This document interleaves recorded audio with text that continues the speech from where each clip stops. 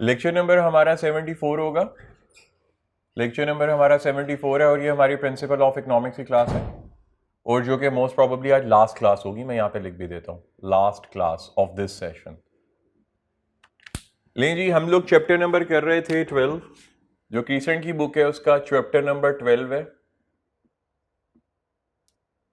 और हम last topic हम लोगों ने बैलेंस ऑफ पेमेंट कंप्लीट कर लिया था। आज हम करने जा रहे हैं एक्सचेंज रेट। एक्सचेंज रेट, अब मैं जैसे एक्सचेंज रेट को समझाऊं काइंडली आप वैसे ही समझने की कोशिश कीजिएगा। अगर इसका कोई पास्ट नॉलेज है आपके माइंड में तो आप उसको स्किप कर सकते हैं, भूल सकते हैं। जो भी पास्ट नॉलेज है आपके माइंड में आप उसको स्किप कर जाइए, भूल जाइए, दिमाग से भुला दीजिए, निकाल दीजिए। बस आप मेरी बात को जरा समझिएगा। एक्सचेंज रेट होता क्या है, मिसाल लेते हैं। आपके पास करेंसी है पीकेआर। पीकेआर का मतलब है पाकिस्तानी रुपीज। आपने कोई चीज खरीदनी है, आपने कोई चीज खरीदनी है, आप मार्केट में जाके उसकी प्राइस पूछते हैं। मार्केट में जाके किसी भी गुड्स की आप प्राइस पूछते हैं।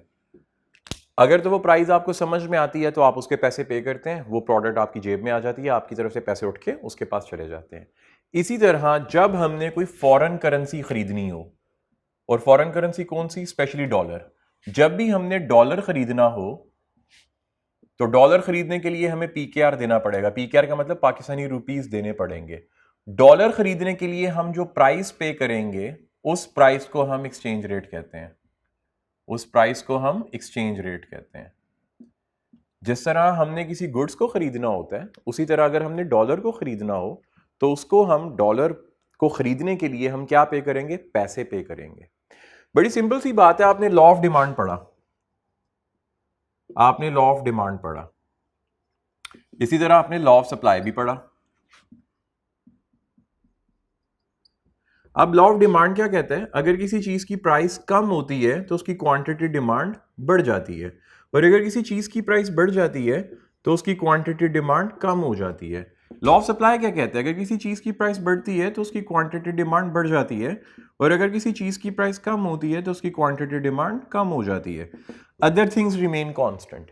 सेम यहां पे भी ऐसे ही है। ये हमारे पास डॉलर की डिमांड है, क्वांटिटी है, और ये हमारे पास रुपीज जो है, रुपीज RUPEES, वो प्राइस है। हम $1 को खरीदने के लिए कितने प्राइस पे करेंगे वो एक्सचेंज रेट कहलाएगा। सेम यहां पे जैसे ये होता है, सेम जैसे यहां पे ये होता है, सेम सेम सेम, कि अगर हमने $1 खरीदना, डॉलर एक गुड की तरह है, कमोडिटी की तरह है। जब हम डॉलर को खरीदेंगे तो how much money we are going to pay, और how much price we are going to pay. तो वो जो प्राइस है, वह जो पैसा है, वही हमारा एक्सचेंज रेट होगा, और उसके ऊपर भी लॉ ऑफ सप्लाई और law of demand, law of demand और लॉ ऑफ सप्लाई अप्लाई होगा, सेम जैसे नॉर्मल कोर्स ऑफ लाइफ में होता है। अब क्वेश्चन है, सर हम डॉलर को खरीदेंगे क्यों? That is the big question mark, कि हम डॉलर को क्यों परचेज करेंगे। परचेज करने का मतलब हम डॉलर को डिमांड क्यों करेंगे, हम डॉलर को डिमांड क्यों करेंगे। बात को समझ लेते हैं। हम लोगों ने इंपोर्ट को भी पढ़ा और हम लोगों ने एक्सपोर्ट को भी पढ़ा,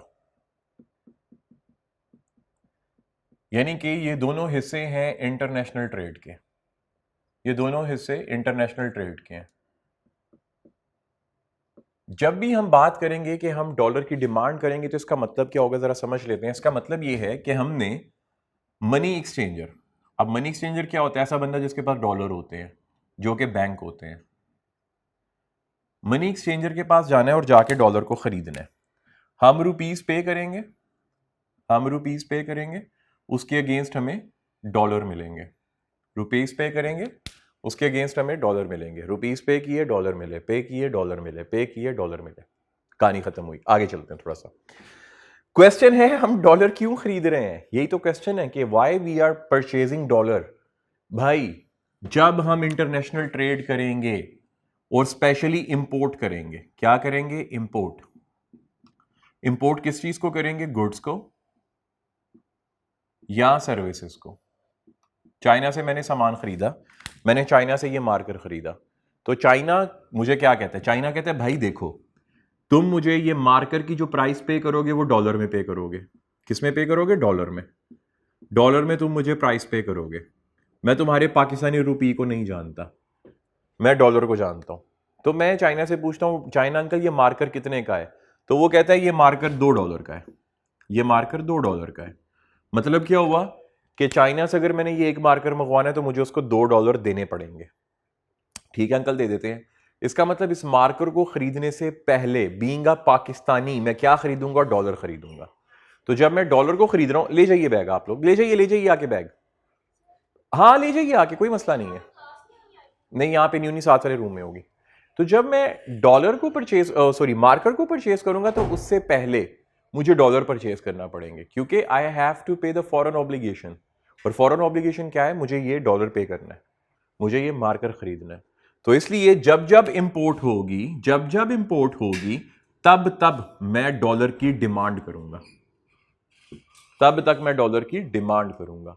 और जब जब मैं डिमांड ज्यादा करूंगा, डॉलर की डिमांड ज्यादा होगी, तब तब पाकिस्तानी रुपीस में प्राइस उसकी और ज्यादा होगी।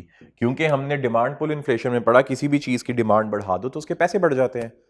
तो इसी तरह अगर डॉलर की डिमांड बढ़ेगी तो प्राइस बढ़ जाएगी। प्राइस का मतलब रुपीस ज्यादा देने पड़ेंगे डॉलर खरीदने के लिए।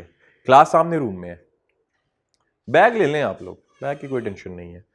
तो इसका मतलब ये हुआ कि जब जब इंपोर्ट हो रही है तब तब हम लोग क्या कर रहे हैं? हम लोग डॉलर को परचेज कर रहे हैं। जब जब इंपोर्ट हो रही है तब तक हम डॉलर को परचेज कर रहे हैं, इसका मतलब डॉलर की डिमांड बढ़ रही है। और हमारा एक्सचेंज रेट यहाँ तो ऊपर जा रहा है या नीचे जा रहा है? सर ये क्या बात कर दी आपने, एक्सचेंज रेट ऊपर जा रहा है या नीचे जा रहा है? सर इसका क्या मतलब हुआ? एक्सचेंज रेट ऊपर जा रहा है, इसका क्या मतलब है? एक्सचेंज रेट नीचे आ रहा है, सर इसका क्या मतलब है? अभी समझाता हूं। मिसाल लेते हैं, पाकिस्तान एक इंपोर्ट ओरिएंटेड कंट्री है, import oriented country. Import oriented country क्या होती है? ऐसी कंट्री भाई साहब, ऐसी कंट्री जिसने इंपोर्ट करना है, बाहर से खाम तेल आ रहा है, क्रूड ऑयल पाकिस्तान में आ रहा है, ये मार्कर पाकिस्तान में आ रहा है, ऐसी चीजें जो पाकिस्तान में प्रोड्यूस नहीं होती, बाहर से आती हैं, तो हमें तो उनकी फॉरेन पेमेंट करना पड़ेगी, हमें उनके पैसे पे करना पड़ेंगे। और जब भी हम पैसे पे करेंगे तो हम डॉलर में पे करेंगे। तो इसका मतलब क्या होगा? अगर हमारी इंपोर्ट बढ़ती है, हमारी इंपोर्ट इंक्रीज होती है, तो इसका मतलब क्या होगा? डिमांड फॉर डॉलर इंक्रीज होगी। और अगर डिमांड फॉर डॉलर इंक्रीज होती है तो इसका मतलब रुपीज पर डॉलर बढ़ जाएगा। क्योंकि हम लोगों ने मार्केट इक्विलिब्रियम में पढ़ा था, मार्केट इक्विलिब्रियम, हम लोगों ने मार्केट इक्विलिब्रियम में पढ़ा था कि जहां पे डिमांड सप्लाई के इक्वल हो जाए, जहां पे डिमांड सप्लाई के इक्वल हो जाए, जहां पे डिमांड सप्लाई के इक्वल हो जाए, ये जनरल प्राइस लेवल है, बल्कि इसको हम प्राइस लेवल कह देते हैं। वो हमारा प्राइस होती है, इक्विलिब्रियम प्राइस, और वही हमारी क्वांटिटी होती है। अब जब हम एक्सचेंज रेट की बात करते हैं, एक्सचेंज रेट का मतलब क्या हुआ? जो हम प्राइस पे करेंगे डॉलर को खरीदने के लिए, आ जाइए बैग ले लें अपना, जो हम प्राइस पे करेंगे डॉलर को खरीदने के लिए वो हमारा एक्सचेंज रेट है। तो इसका मतलब क्या हुआ कि जहां पे डिमांड फॉर डॉलर और सप्लाई फॉर डॉलर इक्वल होंगे, सप्लायर डॉलर बेचना चाहता है और हम लोग डिमांड कर रहे हैं डॉलर खरीदना चाहते हैं, तो जहां पे बेचने वाला खरीदने वाला आपस में एग्री होंगे वो हमारा एक्सचेंज रेट हो जाएगा। मिसाल के तौर पे $1 खरीदने के लिए हमें लेट से 290 रुपए देना पड़ रहे हैं। $1 को खरीदने के लिए हमें 290 रुपए देना पड़ रहे हैं। बैग ले लें यार अपना, ठीक है। $1 को खरीदने के लिए, आपकी क्लास सामने रूम में है, $1 को खरीदने के लिए हमें कितने पैसे पे करना पड़ रहे हैं? 290 रुपए पे करना पड़ रहे हैं। तो इसका मतलब ये 290 रुपए हमारा एक्सचेंज रेट हुआ। अब हुआ क्या? क्योंकि हम इंपोर्ट कर रहे हैं, इंपोर्ट की वजह से डिमांड फॉर डॉलर बढ़ रहा है, तो इसका मतलब ये जो डिमांड कर्व है ये राइटवर्ड शिफ्ट करेगी, demand for dollar rightward shift करेगी। तो जिसकी वजह से ये हमारा P1 इंक्रीज कर गया। इसको हम P1 नहीं कहते, वैसे ही नाम दे देते हैं। 290 की बजाय ये हो गया 310 रुपए, ये हो गया 310, ये हो गया 310।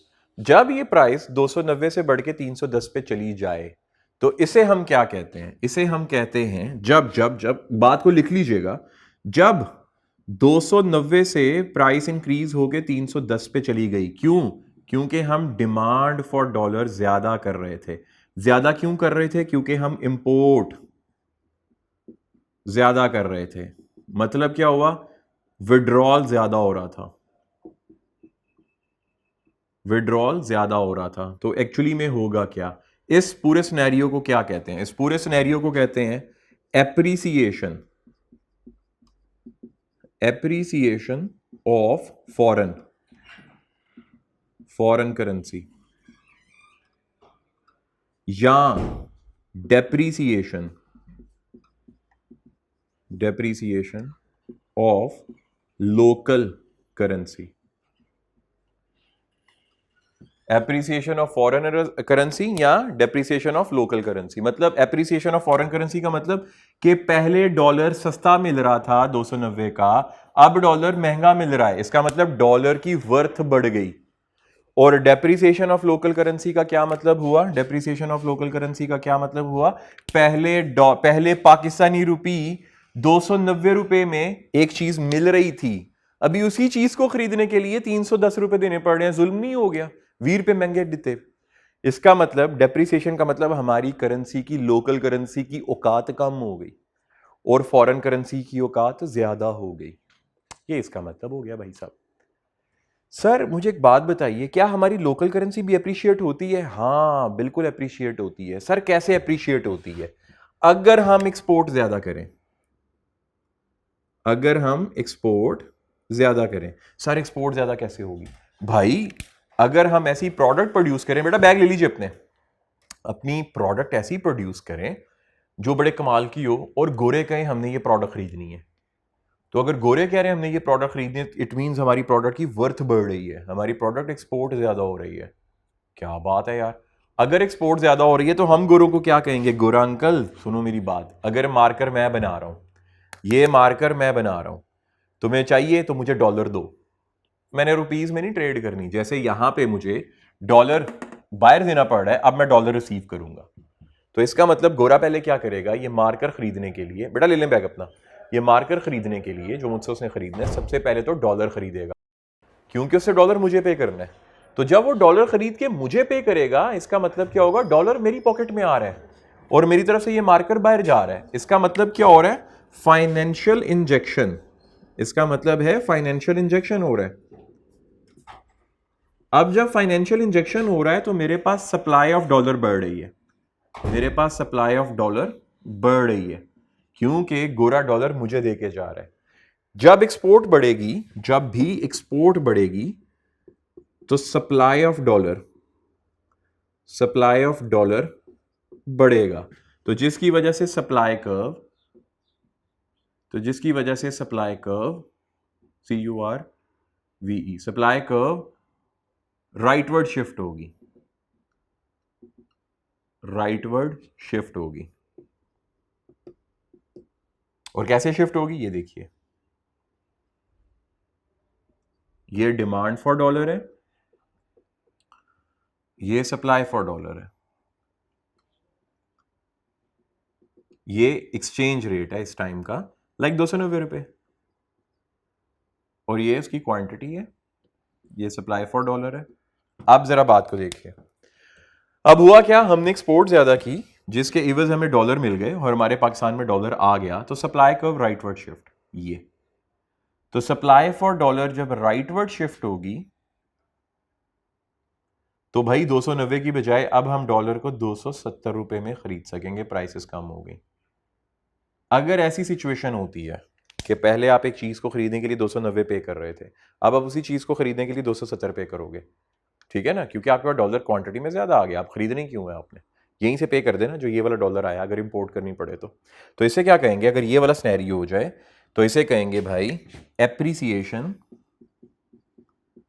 एप्रिसिएशन ऑफ लोकल करेंसी और depreciation, depreciation of foreign currency.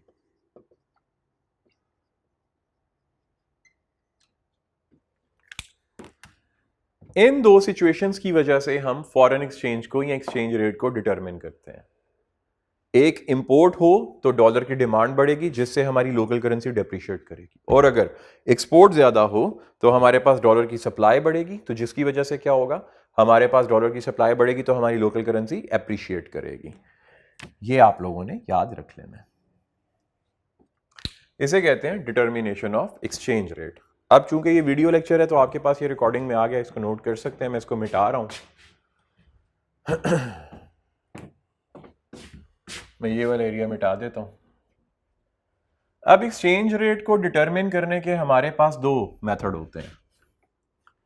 Exchange rate को डिटरमिन करने के हमारे पास दो मेथड होते हैं। एक है फ्लक्चुएटिव एक्सचेंज रेट, फ्लक्चुएटिव एक्सचेंज रेट। ये एक्सचेंज रेट कैसे डिटरमिन होता है जो फ्लक्चुएटिव होता है? सिंपल, डिमांड एंड सप्लाई से हमारा इक्विलिब्रियम मैनेज होता है, जो हम लोग बार बार बचपन से पढ़ते आ रहे हैं। अगर डिमांड बढ़ेगी, जैसा कि इस सिनेरियो में हुआ, अगर डिमांड बढ़ेगी डॉलर की, अगर डॉलर की डिमांड बढ़ेगी, ये डिमांड फॉर डॉलर, ये सप्लाई ऑफ डॉलर। अगर डॉलर की डिमांड बढ़ेगी, जो कि अभी सपोज करते हैं 290 है, तो डॉलर की डिमांड कर्व राइटवर्ड शिफ्ट होगी, तो जिसकी वजह से क्या होगा, 290 की बजाय ये 320 हो जाएगा, एक्सचेंज रेट इंक्रीज कर जाएगा। ठीक है, पाकिस्तानी लोकल करेंसी डेप्रिशिएट, जो फॉरेन करेंसी होगी अप्रिशिएट। ये जो डिटर्मिनेशन हुई प्राइस की, एक्सचेंज रेट की, ये कहलाएगी फ्लक्चुएटिव एक्सचेंज रेट। ये क्या कहलाएगी? फ्लक्चुएटिव एक्सचेंज रेट। बैग ले लें अपना, ये फ्लक्चुएटिव एक्सचेंज रेट कहलाएगा। इसी के साथ एक और एक्सचेंज, बैग ले लें यार अपना, इसी के साथ एक और एक्सचेंज रेट होता है, फिक्स्ड एक्सचेंज रेट। पूरी दुनिया में ना, एक बात याद रखिएगा, पूरी दुनिया में सिर्फ फ्लक्चुएटिव एक्सचेंज रेट चलता है। अगर कोई कंट्री इंपोर्ट ज्यादा करती है तो उसकी लोकल करेंसी डेप्रिशिएट करती है। पूरी दुनिया में ये चलता है सिवाय दुबई के। दुबई में यहां पे लिख रहा हूं यूएई। दुबई एक वाहिद कंट्री है जहां पे एक्सचेंज रेट फिक्स रहता है हमेशा। मिसाल के तौर पे मिसाल लेते हैं, इसको मैं डायग्राम के थ्रू समझाऊंगा आपको। दुबई में इंपोर्ट ज्यादा हो जाती हैं, दुबई में इंपोर्ट्स ज्यादा हो जाती हैं, डिमांड फॉर डॉलर और सप्लाई ऑफ डॉलर।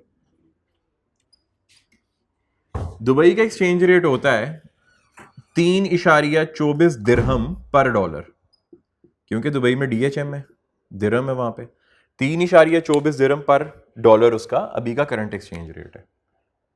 हुआ क्या, इंपोर्ट ज्यादा हुई तो जिसकी वजह से demand curve leftward shift, rightward shift हुई, तो जिसकी वजह से यहां पे इंटरसेक्शन हुई और डॉलर की प्राइसेस बढ़ गई। लेकिन साथ ही दुबई की गवर्नमेंट क्या करती है, चूंकि उसने इसको फिक्स रखना है, उसने एक्सचेंज रेट को फिक्स रखना है, वो अपने पास से जो दुबई के रिजर्व्स हैं, बेटा ले लीजिए अपना बैग, जो दुबई के रिजर्व्स हैं, जो दुबई की गवर्नमेंट के पास रिजर्व पड़े हैं, डॉलर रिजर्व हो सकते हैं, गोल्ड रिजर्व हो सकते हैं, कुछ भी, वो उसको सेल करेंगे, डॉलर खरीद के मार्केट में सप्लाई बढ़ा देंगे और अल्टीमेटली न्यू इक्विलिब्रियम यहां पे मैच करेगा।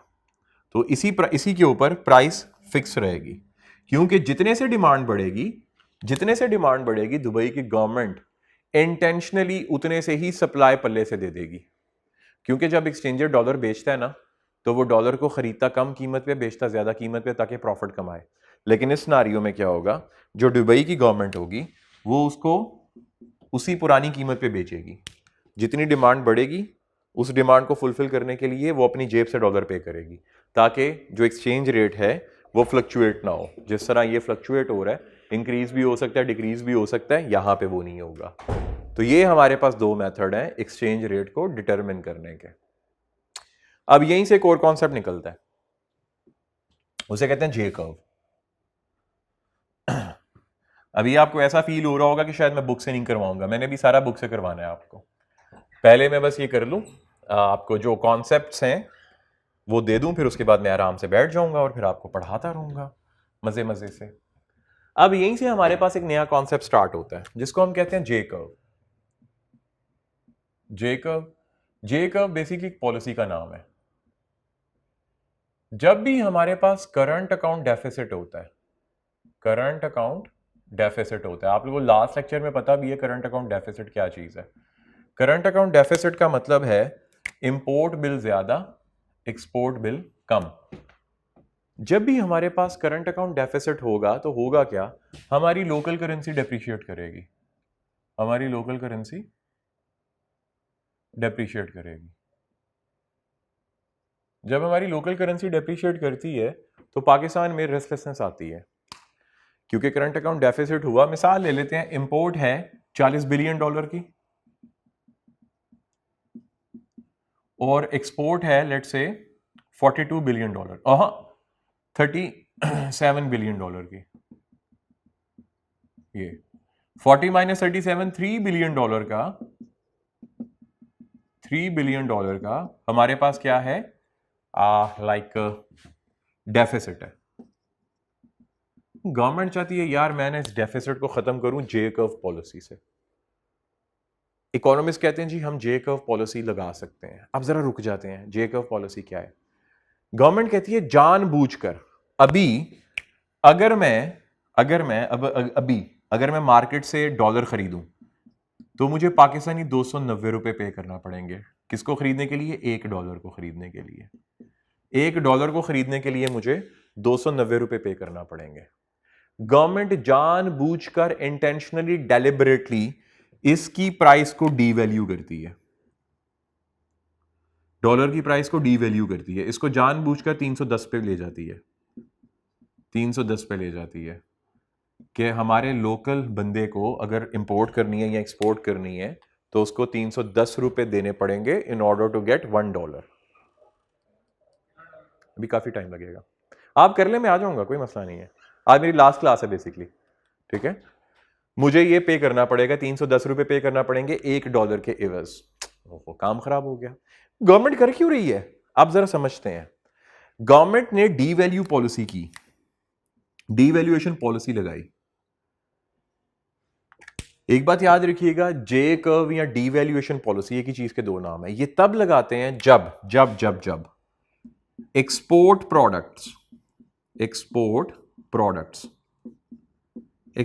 प्रोडक्ट्स ऐसे गुड्स जो हमने एक्सपोर्ट करने हैं उनकी डिमांड इंटरनेशनल मार्केट में, उनकी price elasticity of demand more elastic हो।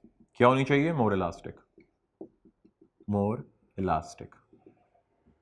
ठीक है। मसलन कैसे, मिसाल लेता हूं, मैं एक मार्कर बेचता हूं, एक मार्कर, ये मार्कर है, मार्कर MARKER, मार्कर की प्राइस है पाकिस्तान में, मार्कर की प्राइस है लाइक प्राइस नहीं, कॉस्ट है, सॉरी नॉट प्राइस, हम कॉस्ट कर लेते हैं सबसे पहले। मार्कर की कॉस्ट है ₹200। गोरा मुझे कहता है मार्कर बेचना है, मैं तुम्हारा मार्कर देखे पाकिस्तान के, कमाल जबरदस्त, मुझे चाहिए। तो मैं कहूंगा ठीक है गोरा भाई $1 का मिलेगा आपको। तो मार्कर की प्राइस कितना हुई?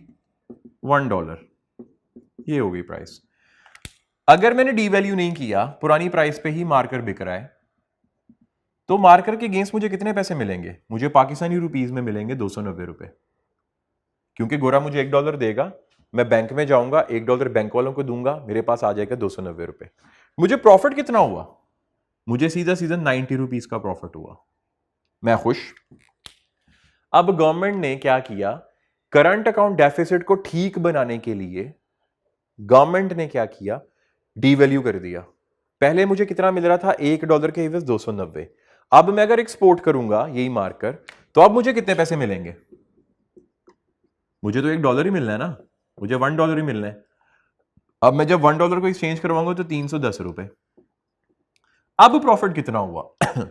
200 माइनस 310, 200 माइनस 310, 110 रुपए। वाह वाह वाह, मैं जंपे मारना शुरू, मैंने अंतर डाल दिया। मैंने कहा पाइन है, वेखो की हो गया, इत्थे 20 रुपए वध देने पैने, मैनू बचत हो रही है। अब गवर्नमेंट मुझे कहती है, गवर्नमेंट अपने एक्सपोर्टर को कहती है कि हमने डीवैल्यू कर दी, लिहाजा क्योंकि हमारी पीईडी, तुम्हारी प्रोडक्ट की पीईडी इंटरनेशनल मार्केट में मोर इलास्टिक है, तुम एक काम करो डिस्काउंट दो, क्योंकि दूसरी कंट्री तो ये नहीं ना कर रही, तुम डिस्काउंट दो।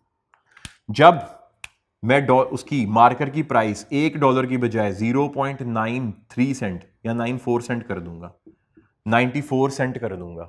6 सेंट का मैंने क्या दे दिया, डिस्काउंट दे दिया। अब मेरे पास 0.94 ले लीजिए बेटा अपना, चली गई है मेरे पास, मैं कैलकुलेटर, मेरे पास क्योंकि डी वैल्यू है, और डी वैल्यू में सीधा सीधा क्या है मेरे पास, डी वैल्यू में मेरे पास सीधा सीधा 310 रुपए आने हैं अगेंस्ट 0.94। तो भाई साहब मेरे पास 291 रुपीज आएंगे। बीइंग एन एक्सपोर्टर मैं कितने पैसे कमाऊंगा, 291। तो अब मेरे पास आएंगे 291, तो फिर भी मुझे फायदा। जब मैं डिस्काउंट दूंगा तो इंटरनेशनल मार्केट में मार्कर का प्राइस लेवल कम होगा। जब मार्कर का प्राइस लेवल कम होगा तो क्वांटिटी डिमांड बढ़ जाएगी और ज्यादा रेशो से बढ़ेगी, क्योंकि पीईडी क्या है, मोर इलास्टिक। तो जिसकी वजह से मेरे एक्सपोर्ट ज्यादा से ज्यादा होना शुरू हो जाएगा। जब एक्सपोर्ट ज्यादा होगी तो डॉलर फ्लाई इन करेगा, पाकिस्तान के अंदर आएगा। जब डॉलर पाकिस्तान के अंदर आएगा तो डिमांड फॉर डॉलर की बजाय सप्लाई फॉर डॉलर बढ़ेगी। तो जब सप्लाई फॉर डॉलर बढ़ेगी तो ऑटोमेटिकली हमारा करंट अकाउंट डेफिसिट कम हो जाएगा, ऑटोमेटिकली हमारा करंट अकाउंट डेफिसिट कम हो जाएगा। एक चीज। नंबर 2, जब हमने ये शर्त रखी कि जो प्रोडक्ट्स को हम एक्सपोर्ट कर रहे हैं वो क्या होनी चाहिए, उसकी पीडी मोर इलास्टिक होनी चाहिए। इसके साथ एक और भी शर्त है, वो क्या, जो भी हम इंपोर्ट कर रहे हैं, जो भी प्रोडक्ट हम इंपोर्ट कर रहे हैं, ये गानों की आवाज कहां से आ रही है, ये वूफर लगाए हुए किसी ने, जश्न हो रहा है, जलसा कहां पे, ऑनलाइन वालों इमरान खान का जलसा एंजॉय कीजिएगा आप भी।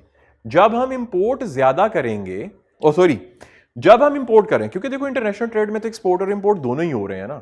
जब हम इंपोर्ट कर रहे हैं तो हमने एक और चीज का ख्याल रखना है, क्या, कि जो भी प्रोडक्ट को हम इंपोर्ट करेंगे, जो भी प्रोडक्ट हम इंपोर्ट कर रहे होंगे इंटरनेशनल मार्केट से, उसकी पीईडी भी क्या होनी चाहिए, उसकी पीईडी भी मोर इलास्टिक होनी चाहिए।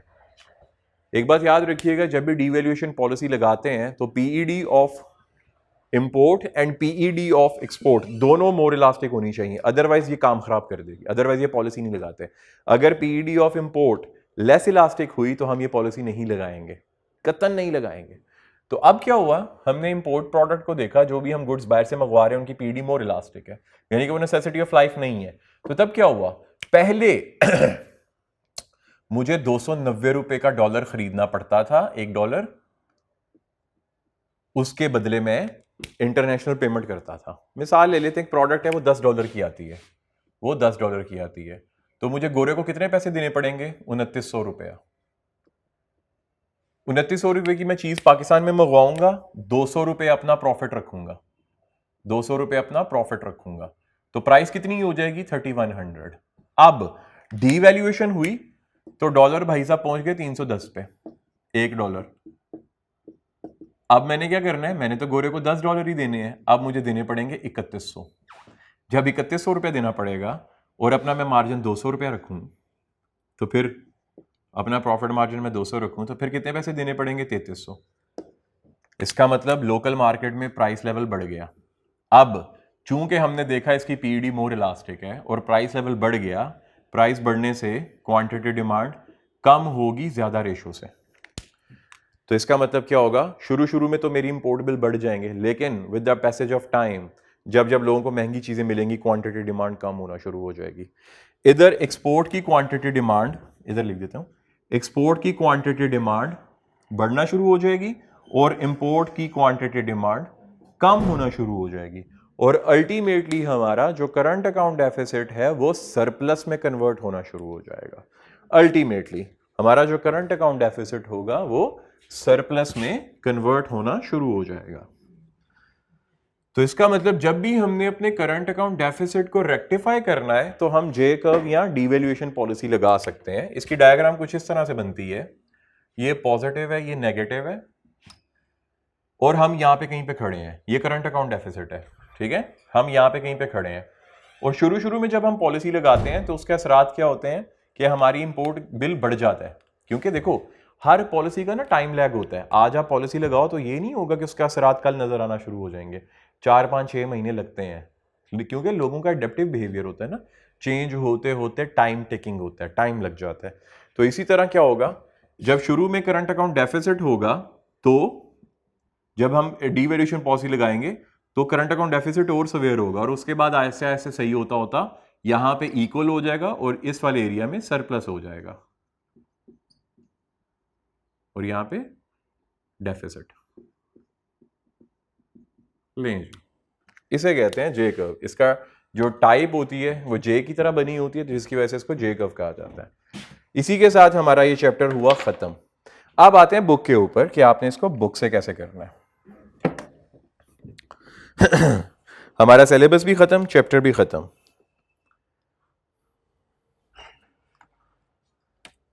इसको क्या हो गया? ले जी, अब स्क्रीन की बात करते हैं तो ये आपकी बुक ही है, क्रिस्टन की बुक है। अगर आप अपनी आई कैप की बुक से करना चाहते हैं तो वहाँ पे भी ये सेम चीज़ ऐसे ही अवेलेबल है जैसे मैंने पढ़ाई है। तो एक्सचेंज रेट देखिए, जो मैंने एक्सप्लेन किया एज इट इज़ यहाँ पे लिखा हुआ है।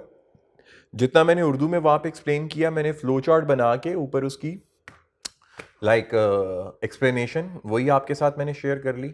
Relative prices and exchange rate जो वहाँ पे मैंने एग्जांपल दी है एज इट इज़ यहाँ पे लिखी हुई है। मैंने कोई ऐसी चीज़ नहीं बताई जो यहाँ पे बता दी, ऐसी कोई चीज़ रोकी नहीं है जो यहाँ पे लिखी हो और वहाँ पे मैंने एक्सप्लेन ना की हो। तो आपने क्या करना है, जैसे जैसे आप लेक्चर ले रहे हैं, जो जो मैं टॉपिक करवा रहा हूँ आपने ये बुक सामने रख लेनी है, एक दफ़ा उसको पढ़ना है और साथ लेक्चर को लेना है, फिर लेक्चर पॉज करना है, फिर इससे पढ़ना है, फिर लेक्चर लेना है। तो जितनी चीज़ें मैंने वहाँ पे आपको पढ़ाई हैं एज इट इज़, क्योंकि ये मेरी ही लिखी हुई है तो मैंने यहाँ पे इंग्लिश में लिख दी थी। बस फ़र्क इतना है कि वहाँ पे एक चीज़ इंग्लिश में थी और वहाँ पे चीज़ उर्दू में थी और यहाँ पे मैंने इंग्लिश में लिख दिया। तो फ्लोटिंग एक्सचेंज रेट या फ्लक्चुएशन की बात करें तो एज इट इज़ जो वहाँ पे मैंने एक्सप्लेन किया यहाँ पे ये डब्बा ज़रूर कीजिएगा, डब्बे को मत छोड़िएगा। फिर इसी तरह इसके प्रॉज एंड कॉन्स हैं कि कौन कौन से एक्सचेंज रेट को, फ्लोटिंग एक्सचेंज रेट को इफेक्ट कर सकते हैं। जैसा कि सबसे पहला है यहाँ पे factor affecting the floating exchange rate, interest rate. अगर तो पाकिस्तान में इंटरेस्ट रेट कम हो जाता है, मिसाल लेते हैं इंटरेस्ट रेट कम हो गया, बैंक ने इंटरेस्ट रेट कम कर दिया, तो आप लोन ज़्यादा ले सकते हैं बैंक से। जब आप बैंक से लोन ज़्यादा ले सकते हैं तो इसका मतलब क्या होगा, जब आप बैंक से लोन ज़्यादा लेंगे आपके पास मनी सप्लाई बढ़ जाएगा, आप खर्चा ज़्यादा कर सकते हैं। तो भाई अगर आपके पास पैसा ज़्यादा आ गया तो आप इंपोर्टेड प्रोडक्ट यूज़ करोगे। जब इंपोर्टेड प्रोडक्ट्स यूज़ करोगे तो इसका मतलब इंपोर्ट बिल बढ़ जाएगा। जब इंपोर्ट बिल बढ़ जाएगा तो इसका मतलब demand for dollar rightward shift होगी। जब demand for dollar rightward shift होगी तो इसका मतलब क्या होगा, इसका मतलब ये होगा कि जो आपकी जो लोकल करेंसी है डेप्रिशिएट और जो डॉलर है एप्रिशिएट कर जाएगा। इसी तरह इन्फ्लेशन है, अगर इन्फ्लेशन बढ़ गई, पाकिस्तान में इन्फ्लेशन बढ़ गई, पाकिस्तान की लोकल मार्केट में जो प्राइस लेवल है, दोनों इकट्ठे पढ़ा रहा हूं, पाकिस्तान की लोकल मार्केट में जो प्राइस लेवल है वो अनस्टेबल हो गया। पाकिस्तान की लोकल मार्केट में ये डेयरी मिल्क है, ठीक है, अभी मेरा एक स्टूडेंट पास हुआ है कैफ में, वो मुझे डेयरी मिल्क दे के गया। एक और स्टूडेंट पास हुआ, वो मुझे फीमेल थी, वो मुझे मिठाई दे के गई है, वो नीचे पड़ी हुई है। तो ये डेयरी मिल्क है, ये पाकिस्तान में 100 रुपये की मिलना शुरू हो गई। अगर यही मैं डेयरी मिल्क चाइना से मंगाऊँ तो 70 रुपये की मिलेगी। तो मैं पाकिस्तान से इसको खरीदूंगा या चाइना से खरीदूंगा? ऑब्वियसली चाइना से खरीदूंगा। तो इसका मतलब अगर पाकिस्तान की लोकल प्रोडक्ट्स में इन्फ्लेशन होती है तो मैं इंपोर्ट ज़्यादा करूंगा। और अगर चाइना में मैं रॉ मटेरियल चाइना से मंगवाता हूँ, डेयरी मिल्क का बनाता मैं पाकिस्तान में, उसका रॉ मटेरियल कहाँ से आता है? चाइना से आता है। चाइना से रॉ मटेरियल है ना, चाइना में इन्फ्लेशन हो गई तो फिर क्या करूंगा? इसका मतलब रॉ मटेरियल अब मुझे चाइना से ही महंगा मिलेगा तो ऑटोमेटिकली मेरी इंपोर्ट बिल बढ़ जाएगा। वारे वाह। ट्रेड बैलेंस का भी यही मतलब है, जब चाइना में इंपोर्ट बिल बढ़ जाएगा तो फिर मुझे करंट अकाउंट डेफिसिट होगा। एक और चीज में देखते हैं, ट्रेड बैलेंस में देखते हैं, अगर हमारे पाकिस्तान की potential to manufacture products locally कम हो और हमें इंपोर्ट करना पड़ जाए तो हमारा ट्रेड बैलेंस हमेशा डेफिसिट रहेगा, क्योंकि हम इंपोर्ट के ऊपर ज़्यादा रिलाई करते हैं। पाकिस्तान की जो लोकल इंडस्ट्री है उसमें इतना पोटेंशियल ही नहीं है कि वो चीज़ों को मैन्युफैक्चर कर सके। मार्केट स्पेक्यूलेशन, अगर आपको ये लगना शुरू हो जाए कि पाकिस्तान की जो लोकल इंडस्ट्री है वो दबड़दूस होने जा रही है, ऊपर से धड़म नीचे गिरने जा रही है, ये नीचे गिरने जा रही है, तो पाकिस्तानी क्या करेंगे? पाकिस्तान अपना पैसा विड्रॉ करेंगे और सारा पैसा डॉलर खरीद के बाहर भेजना शुरू कर देंगे, तो इंपोर्ट बिल बढ़ जाएंगे। याद है ना आपको, हम पैसा ट्रांसफ़र करते थे बाहर, वो जो लास्ट लेक्चर में मैंने करवाया था, पैसा फ्लाई आउट कर जाएगा, कैपिटल अकाउंट के थ्रू फ्लाई आउट कर जाएगा, करंट अकाउंट के थ्रू फ्लाई आउट कर जाएगा, तो बिल्कुल वैसे ही है। और इससे क्या होगा, हमारा जो लोकल करेंसी है वो डेप्रिशिएट कर जाएगी। एडवांटेजेस इसके खुद एक दफ़ा देख लीजिएगा, मैंने बड़े आसान करके आप लोगों के लिए लिखे हुए हैं इसके एडवांटेजेस और डिसएडवांटेजेस, या आपने खुद एक दफ़ा पढ़ लेने हैं। कोई प्रॉब्लम हो तो मुझसे व्हाट्सएप पे पूछ लीजिएगा। कुछ होमवर्क आपके ज़िम्मे मैं छोड़ देता हूँ इनके, कोई इतनी ज़्यादा तो होता नहीं, और इसके एडवांटेजेस और डिसएडवांटेजेस ज़रूर करने हैं। ज़रूर का मतलब ज़रूर करने हैं। फिर उसी तरह फिक्स एक्सचेंज रेट है, जो कि मैंने आपको एक्सप्लेन कर दिया कि फिक्स एक्सचेंज रेट कैसे काम करेगा। उसका भी यहाँ पे इम्पैक्ट, इसके एडवांटेजेस और डिसएडवांटेज है, इम्पैक्ट अवेलेबल नहीं था जो वहाँ पे मैंने आपको उर्दू में एग्जांपल दी ना, यहाँ पे मैंने इंग्लिश में लिखी हुई है आपके लिए। आप एक दफ़ा पढ़ेंगे आपको खुद ब खुद अंदाज़ा हो जाएगा। तो इसके एडवांटेजेस और डिसएडवांटेजेस मैंने काफ़ी आसान करके आपके लिए लिखे हैं, होमवर्क के तौर पर करने हैं, और कोई क्वेश्चन हो तो मुझसे आपने पूछ लेने हैं, करने ज़रूर है। डीवैल्यूएशन पॉलिसी मैंने आपको पढ़ा दी है, जिसको जे कर्व पॉलिसी भी कहते हैं।